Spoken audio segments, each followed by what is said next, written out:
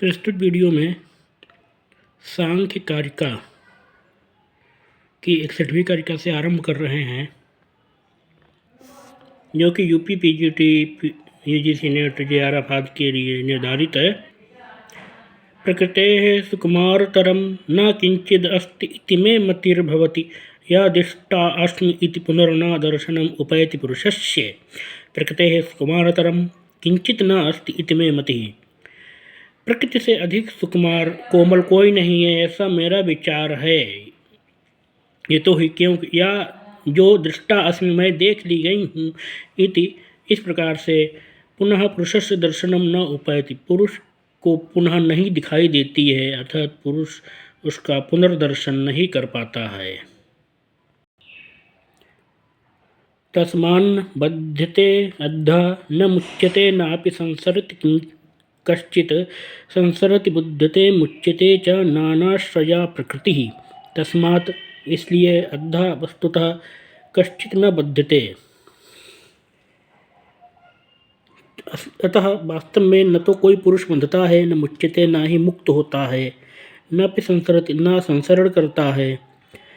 नानाश्रया प्रकृति एवं विभिन्न प्रकार से विभिन्न आश्रय वाली प्रकृति ही संसरति बंधती है, संसरति गति करती है, बद्धते बंधती है, मुच्यते च तथा मुक्त होती है। जो कुछ करती है प्रकृति ही करती है, पुरुष सर्वथा निरपेक्ष रहता है। रूपै सप्तभिरेव तु बध्नाति आत्मना प्रकृतिः सैव च पुरुषार्थं प्रति विमोचयति एकरूपेण। प्रकृति सप्तभिः एव रूपैः तु आत्मना आत्मानं बध्नाति। प्रकृति तो 7 रूपों से ही स्वयं के द्वारा स्वयं को बांधती है। सा एव च पुरुषार्थम प्रति एक रूपेण विमोचयति आत्मानम, और वह पुरुषार्थ अर्थात पुरुष के उद्देश्य की सिद्धि के लिए, सफलता के लिए एक रूप अथवा भाव से अर्थात ज्ञान से स्वयं को मुक्त करती है। 64वीं कारिका है। इस कारिका में यह बताया गया है कि तत्व विषय ज्ञान या चिंतन के अभ्यास से विशुद्ध ज्ञान प्राप्त होता है। एवं तत्व अभ्यासासन्नास्मि न मे नाहम इति परिशेषम अविपर्याद विशुद्धम केवलम उत्पद्यते ज्ञानम। एवं इस प्रकार से तत्व अभ्यासात, तत्व के अभ्यास से अर्थात आवृत्ति से, न अस्मि मैं नहीं हूँ, न मैं न मेरा है, इति अपरिशेषम इस प्रकार से अपरिशेषम अर्थात संपूर्ण, अविपर्यात विपर्य अर्थात मिथ्या ज्ञान संशय के अभाव के कारण से विशुद्धम ज्ञानम उत्पद्यते शुद्ध ज्ञान प्राप्त होता है। प्रस्तुत कारिका में यह स्पष्ट किया है कि इस प्रकार से तत्वों का अभ्यास करने से, सांख्य दर्शन में उपदिष्ट सभी 25 तत्वों का ज्ञानार्जन करने से यह ज्ञात होता है कि न अस्मि मैं स्वयं में नहीं हूँ, न मैं इस संसार में मेरा कुछ नहीं है, मेरा कोई नहीं है, न अहम मैं स्वयं में भी नहीं हूँ, अथवा मेरा अहम भाव भी नहीं है। इति इस प्रकार से अपरिशेषम अर्थात संपूर्णतः, विपर्यात विपर्य अर्थात भ्रम आदि के अभाव के कारण से, सांसारिक अज्ञान के प्रति अभाव हो जाने के कारण से जब यह ज्ञान प्राप्त हो जाता है तो सभी प्रकार का अज्ञान तिरोहित हो जाता है। सभी प्रकार के अज्ञान से मुक्त होने के पश्चात विशुद्धम ज्ञानम उत्पद्यते, शुद्ध ज्ञान प्राप्त होता है। 65वीं कारिका है, जिसमें यह स्पष्ट किया गया है कि जब साधक को तत्व ज्ञान प्राप्त हो जाता है तो उससे क्या परिवर्तन होता है, इसको क्या प्राप्त होता है। तेन निवृत्त प्रसवार्थवशात् सप्तरूप विनिवृत्तां प्रकृतिं पश्यति पुरुषः प्रेक्षकवद स्थितः स्वच्छः। तेन उससे अर्थात उस तत्व ज्ञान से निवृत्ति प्रसवाम निवृत्त हो गया है रचना कर्म जिसका, अर्थात जिसने उत्पादन करना रचना करना बंद कर दिया है। अर्थवशात विवेक ज्ञान रूपी प्रयोजन के कारण से सप्तरूप विनिवृत्ताम 7 रूप निवृत्त हो गए हैं, जिसके ऐसी प्रकृति को प्रेक्षकवत एक दर्शक के समान स्थित स्वच्छः पुरुषः निर्मल हृदय वाला पुरुष पश्यति देखता है। अर्थात जब प्रकृति अपने समस्त कार्यों को संपन्न कर चुकती है तो पुरुष भी उसके प्रति किसी भी प्रकार के दायित्व से युक्त नहीं होता है और वह सर्वथा निरपेक्ष भाव से उस प्रकृति को देखता है।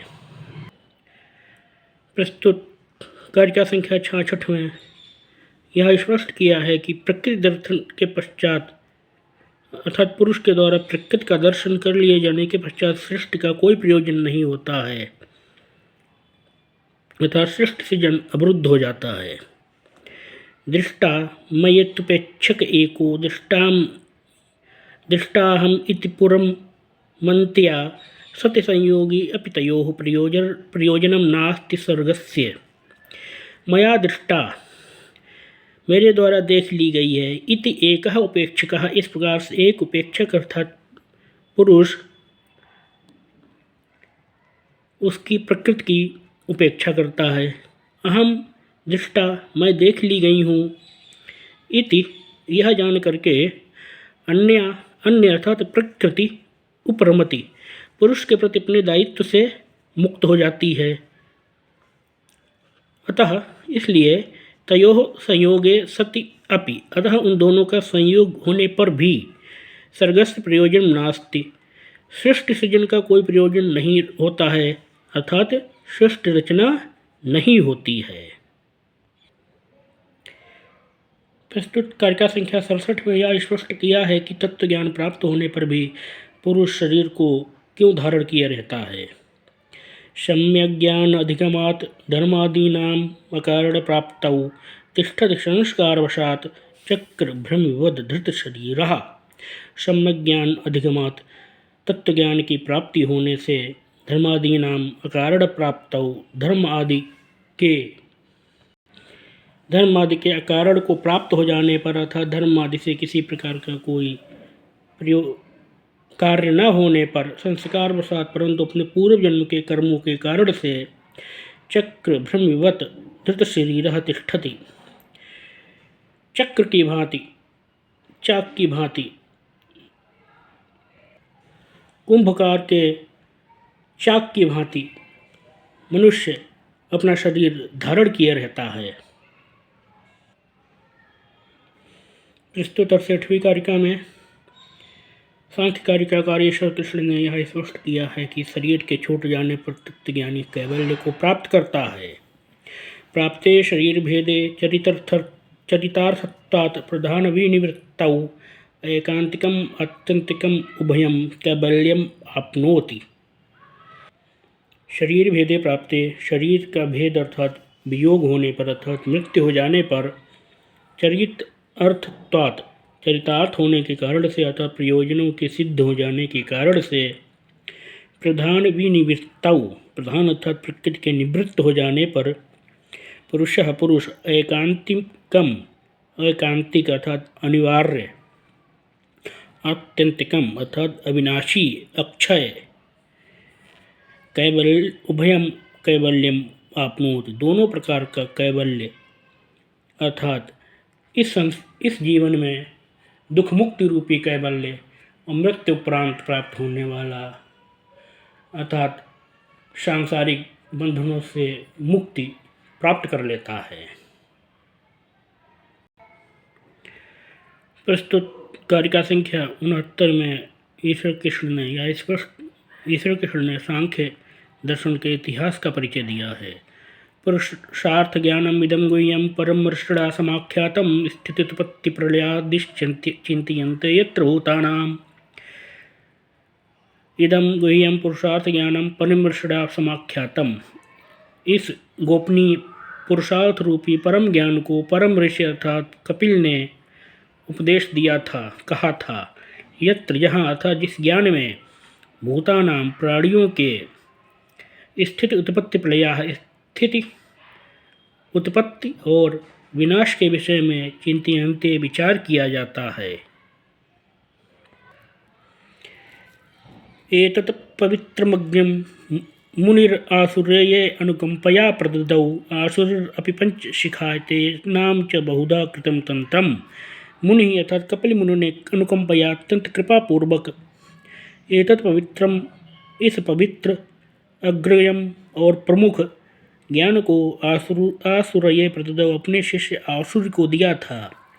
आसुर ही अपि पंचशिखाय प्रददौ, आसुर ने यह ज्ञान अपने शिष्य पंचशिख को प्रदान किया। तेन च तंत्रम बहुधा कृतम, और पंचशिख ने इस ज्ञान का वर्णन अनेक प्रकार से किया है।